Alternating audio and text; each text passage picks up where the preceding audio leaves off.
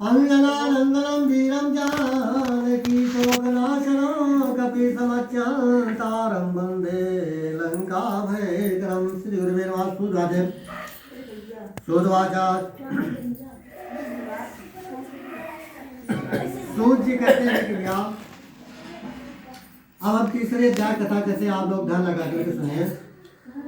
भगवान की कथा जो है सदा जो है भैया सामने आकर के सुनना चाहिए। कहीं गुप्त रूप में भगवान की कथा सुनने से आधा फल मिलता है।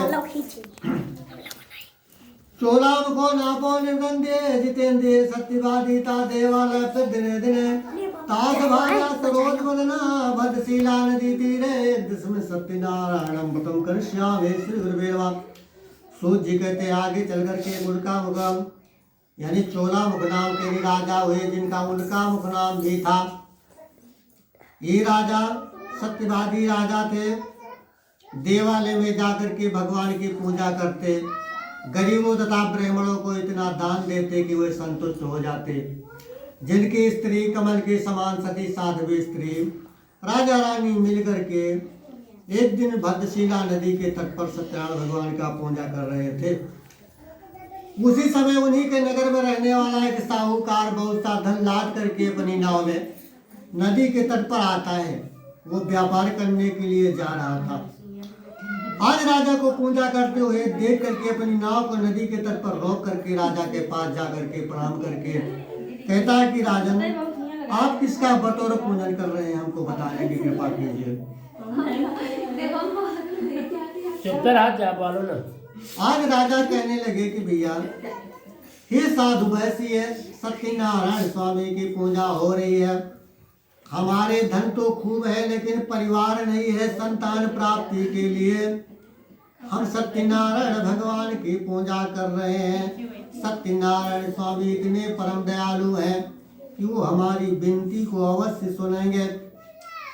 आज साधु वैश्य भी कहने लगे कि हे राजन आप इसका व्रत का सारा विधान हमको भी बताने की कृपा कीजिए। हमारे भी कोई संतान नहीं, यदि हमारे घर में कोई संतान होगी हम सत्यनारायण भगवान की पूजा अवश्य करेंगे। राजा से सारा विधान जान करके साधु वैश्य व्यापार करने के लिए चले गए और व्यापार करके बहुत सा धन कमा करके जब अपने घर लौटते हैं, जिनकी स्त्री है जिसका नाम है लीलावती, यही लीलावती पत्नी साधु समायुक्तो एक दासा दिने सेवातिम भार्या लीलावती सती।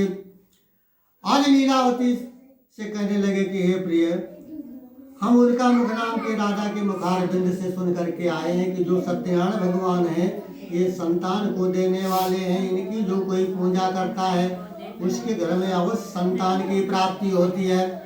यदि हमारे घर में कोई संतान की प्राप्ति होगी तो सत्यनारायण स्वामी की पूजा हम जरूर करेंगे। लीलावती कहने लगी कि आपका विचार अति उत्तम है। अब दोनों दंपत्ति अपने घर में ही रहने लगते हैं। समय बीतता गया, समय बीतने लगा। एक समय वो भी आ गया। भारतारे आनंद धर्म पाये गर्भिणी शांभूते आशमन्ना दशे मासिम तास कन्या रत्न जायते दिने दिने सा वृद्धते शुक्ल पक्षे नामना सती नामना कलावती आज जो भैया भगवान की कृपा से समय बीतता गया। 10वें महीने लीलावती सुंदर कन्या को जन्म देती हैं। कन्या कैसे जैसे चंद्रमा एक एक कला बढ़ता है, इसलिए वो कन्या बढ़ने लगी। इसी प्रकार जब कन्या बढ़ने लगी जिसका नाम कलावती रख दिया।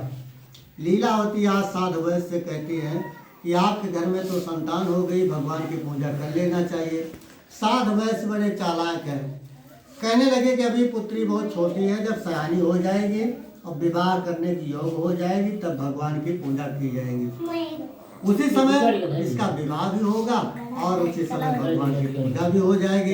एक पंथ की कार्रवाई आगे सारे खर्च निपट जाएंगे। इस प्रकार के संतावना देते हैं और लीलावती वैसे कहती हैं कि काल करे सो आज करे, आज करे सो अब पल में परले हो तुहे बहुरी करेंगे कब।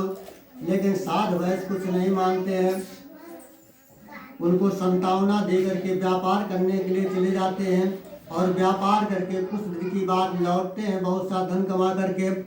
अपने घर में आए तो क्या देखते हैं कि उनकी कन्या जो है सयानी हो चुकी है, सखियों के साथ में खेल रही है। आज दूध को बुला करके कहते हैं कि भैया हमारी पुत्री के वास्ते कोई सुंदर सा वर ढूंढ करके लाइए। दूध जाते हैं भैया कांचनपुर नगर में, एक लड़का मिल जाता है, सुंदर लड़का है भैया, पढ़ा लिखा लड़का है, जात बिरादरी का है। उसके माता पिता से आज्ञा मांग करके उस लड़के को बुला करके लाते हैं, सात बनिया के सामने खड़ा कर देते हैं। सात बनिया देख करके बहुत खुश हो जाते हैं, अच्छी से साइड बिछवा करके उसी के साथ में अपनी पुत्री का विवाह रचा देते हैं। विवाह तो खूब धूमधाम से करते हैं, लेकिन सत्यनारायण भगवान की पूजा नहीं करते। जब सत्यनारायण भगवान की पूजा नहीं करते तो भगवान रुष्ट हो जाते हैं, नाराज हो जाते हैं। उनको श्राप दे दिया कि हे साधु वैसी, आगे चल करके आपको बड़ा दुख होगा। इधर साधु वैश्य बहुत प्रसन्न है, मनमा एक नाव तैयार करवाते हैं और अपने दामाद के साथ मिल करके व्यापार करने के लिए जाते हैं। व्यापार करने कहाँ जाते हैं? रत्नसार पुरे रंगे गोत्ता चंद्र समेत ततो नगरी राजा चंद्रकेत। आज भैया रत्नसारपुर नगर है जो समुद्र के किनारे बसा हुआ है, वहीं पर व्यापार करने के लिए जाते हैं। उस समय राजा चंद्रकेत की राजधानी वहां पर थी। आज राजा चंद्रकेत के नगर में व्यापार करने लगते हैं। व्यापार करते करते कुछ दिन बीत जाता है, उनकी नाव में बहुत सा धन आ जाता है। इधर भगवान सोचते हैं कि साधु वैश्य का थोड़ा हाल चाल ले चाहिए। आज जो है भगवान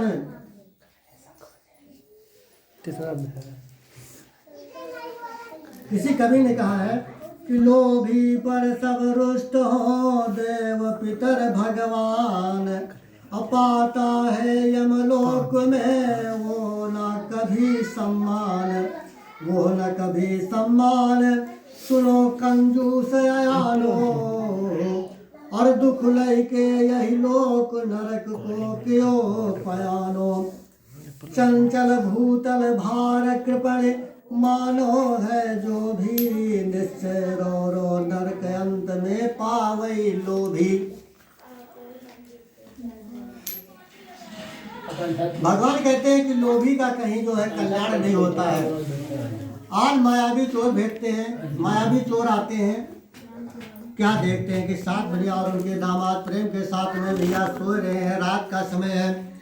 चोर आए सात बनिया से कुछ कोनो बात नहीं करत है, सीधा राज खजाने में चले जाते हैं। राजा के घर पहुंच करके चोरी जो भैया राजा के घर में करते हैं। राजा के सिपाही देख लेते हैं, पीछा करते हैं। आज जो भैया चोर भागते हैं, चोर भागते भागते उसी स्थान पर आ गए जहाँ सात बनिया उनके दामाद सोवत रहे भैया। सारा धन वहीं पर रख करके अंतर ध्यान हो जाते हैं, मायावी चोर हैं। राजा के सिपाही वहाँ पर आए और धन पा करके वहाँ पर धन रखा हुआ है देख करके समझ गए कि ये दोनों चोर हैं। आज सात बनिया और उनके दामाद को जगाते हैं भैया, कहते हैं कि चलिए राजा के पास। सात बनिया कहे लाग कि भैया राजा के पास काहे ले चल रहे हैं, क्या बात है। आज राजा के सिपाही कहने लगे कि देखिए आप राज खजाने में चोरी करके भाग रहे थे और यहाँ पर धन भी रखा है, आप सो रहे हैं, बहाना कर रहे हैं, चलिए राजा के पास, जो कुछ सफाई देना है वहीं पर दीजिए। सात बनिया बहुत सफाई देते हैं लेकिन एक नहीं सुना जाता। सात बनिया कहने लगे हमारी नाव में बहुत सा धन भरा हुआ है, हम चोरी का काहे कर रहे हैं चोरी। राजा के सिपाही जबरदस्ती ला करके सात बनिया और उनके दामाद को राजा के सामने खड़ा कर देते हैं। राजा से सारा हाल बताते हैं। राजा भी भगवान की माया से ग्रसित हैं, राजा को कुछ पता नहीं है। आज कुछ समझ नहीं पाए, सात बनिया और उनके दामाद को जेल में बंद करने का आदेश दे दिया। जितना धन था सब राज खजाने में जमा करने का आदेश दे दिया। सारा धन सात बनिया का जो नाम में था राज खजाने में जमा हो गया। हथकड़ी बेड़ी डाल करके साधु वैश्य को और उनके दामाद को जेल में बंद कर दिया गया। उधर वही मायावी चोर भैया लीलावती कलावती के घर में भी पहुंच जाते हैं और वहां भी चोरी हो जाती है। भगवान ने विचार किया कि साध वैश्य व्यापार में साध वैश्य इधर व्यापार में मस्त है, कोई बात नहीं है, बिजी है। लीलावती कलावती तो घर में रही, उनका तो मौका ही था, उनको भी भगवान की पूजा कथा सुन लेनी चाहिए, लेकिन आज तक नहीं सुना। आज मायावी तो लीलावती कलावती के घर में भी पहुंच जाते हैं, वहां भी चोरी हो जाती है। याद व्याध समायुक्त, तरह तरह के परेशानी भैया, याद व्याध हो जाते भैया, बढ़िया फुंसी हो जाते। आज जो है भैया इनको अन्न के दाना घर में नहीं रह जाते, अब भिक्षा मांग के जब आवत तो फिर उनका पेट पालन होता है। धीरे धीरे समय बीतता गया। एक दिन की बात है कि कलावती भिक्षा मांगने के लिए गई हुई थी। जहाँ पर भिक्षा मांगने गई थी वहाँ पर सत्यनारायण भगवान की पूजा हो रही थी, वहीं पर रुक जाती है। जब भगवान की पूजा हो जाती है तो प्रसाद को लेकर के अपने घर को आती है। रास्ते में थोड़ा रात हो जाती है, उनकी माता बहुत नाराज हो जाती है, कहने लगी कि हे पुत्र, आपके मन में क्या विचार है, इतना रात गए कहाँ थी? मैंने तो पहले ही कह दिया था कि आप दिन बराबर घर चली आया करो। इस प्रकार से जब कहती हैं तो कलावती ला करके उनको प्रसाद देती हैं। कहने लगी कि हे माता, जहाँ हम भिक्षा मांगने के गई हुई थी वहाँ पर भगवान की पूजा हो रही थी, वहीं पर रुक जाने में थोड़ा समय लग गया। जब भगवान की पूजा हो गई तो प्रसाद को लेकर के आपके पास आई, लीजिए प्रसाद को खाइए। जैसे भैया लीलावती प्रसाद को खाकर उनको याद आ गया, कहने लगे कि हे पुत्री, जब तुम्हारा जन्म नहीं हुआ था तुम्हारे पिता ने संकल्प किया था कि जो कुछ यदि हमारे घर में कोई संतान होगी तो हम सत्यनारायण भगवान की पूजा जरूर करेंगे। आज तक भगवान की पूजा नहीं हुई, आप इतनी सयानी हो गई, आपका विवाह भी हो गया, शायद वैसे अपने दामाद के साथ धन कमाने व्यापार करने के लिए परदेश भी चले गए, लेकिन आज तक सत्यनारायण भगवान की पूजा नहीं हुई। हो सकता है इसीलिए इतना दुख हो रहा है। पूरा जीव कल ही भगवान की पूजा की जाएगी। आज भैया सुबह होती है, लीलावती बाजार से जाकर के पूजन की सारी व्यवस्था करते हैं, सारी सामग्री को ला करके अपने घर में अपने पुरोहित को बुला करके सभी के साथ में बैठ करके भगवान की पूजा करती हैं, सबको प्रसाद बांटती हैं, खूब दान करती हैं, भगवान से विनती करती हैं कि हे प्रभु, हमारे पति देवता और हमारे दामाद धन कमाने के लिए परदेश गए हुए हैं, यदि वो धन कमा करके कुशल पूर्वक लौट आएंगे तो हम फिर से आपकी कथा सुनते बार बार आपकी पूजा करेंगे भगवान। आज भगवान लीलावती कलावती की पूजा से प्रसन्न हो गए।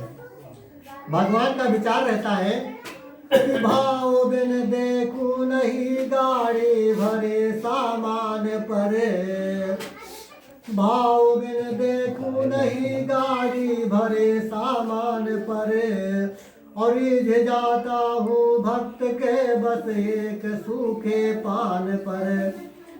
आज भगवान को कोई अपनी कमाई से नहीं पान का पत्ता चढ़ा देता है सूखा, भगवान प्रसन्न हो जाते हैं और बिना भाव के उनको बहुत सा धन अर्पण कर दीजिए तो भगवान उसको स्वीकार नहीं करते हैं। भगवान सदा अपने भक्तों का सम्मान रखने के लिए उनका भाव ही देखा करते हैं। आज भी लीलावती की पूजा से भगवान खुश हो गए। राजा चंद्रकोट को जा पर के स्वप्न में राजा चंद्रकेत से कहते हैं कि राजन, चोर समझ करके जो साहूकार को जेल में बंद कर दिया है, सुबह होते उनको छोड़ दीजिए और उनका जितना धन लिया सारा धन वापस कर दीजिए, नहीं तो आपके राजपाट सब नष्ट कर देंगे। सुबह होती है, राजा अपने मंत्रियों से सलाह मशवरा करते हैं, कहने लगे कि हम स्वप्न में देखा कि भगवान आकर के कहते हैं कि उन दोनों साहूकार को छोड़ दीजिए, चोर नहीं हो तो साहूकार है, इनका सारा धन वापस कर दीजिए। मंत्री लोग कहते हैं कि भगवान का वचन सत्य हो सकता है, उनको दोनों को आप जल्दी से जल्दी छोड़ दीजिए। आज 7 बनिया और उनके दामाद को हथकड़ी बेड़ी कटवा करके लाया जाता है। आज सात बनिया मारे डर के कांप रहे हैं, सोचत है कि राजा को बहुत कड़ी सजा तो नहीं दे वाले हैं, ऐसा न हो कि फांसी का डर दे दिए। यह सोचत सोचत होते आवत एकदम से नहीं राजा के गोड़न में गिर जाते। सात बनिया राजा के गोड़न में गिर जाते हैं। राजा उठा करके उनको गले से लगाते हैं, कहते हैं भैया आप इतना डराओ ना, अपने घर का चले की तैयारी करो। हमसे बड़ी भूल हो गई, हम भी आपको समझ नहीं पाए, कारागार में बंद करने का आदेश दे दिया, आप तो साहूकार हैं। ऐसा कहते भैया राजा नाई को बुला करके उनके बाल को कटवाते हैं और उनको स्नान करवा के चंदन का टीका लगवाते हैं, सुंदर सुंदर वस्त्र पहनाया, अच्छा अच्छा भोजन करवाया, जितना धन लिया था सारा धन वापस कर दिया और बहुत सा धन अपने पास से दे करके सात भैया और उनके दामाद को विदा कर देते हैं। कहते हैं कि भैया अब आप जो है अपने घर के लिए रवाना हो जाइए, अपने घर की तरफ चल दीजिए, हमारी तरफ से आपको किसी प्रकार का चिंता नहीं होनी चाहिए। सात बनिया मंगलाचरण करके और थोड़ा सा वह में से दान करके अपने घर के लिए चल देते हैं। इस प्रकार से स्कंद पुराणे रेवा खंडे सूत्र संवादे सत्यनारायण वर कथायाम तृतीयो अध्याय संपूर्ण। बोलो सत्यनारायण भगवान की जय। समाप्त।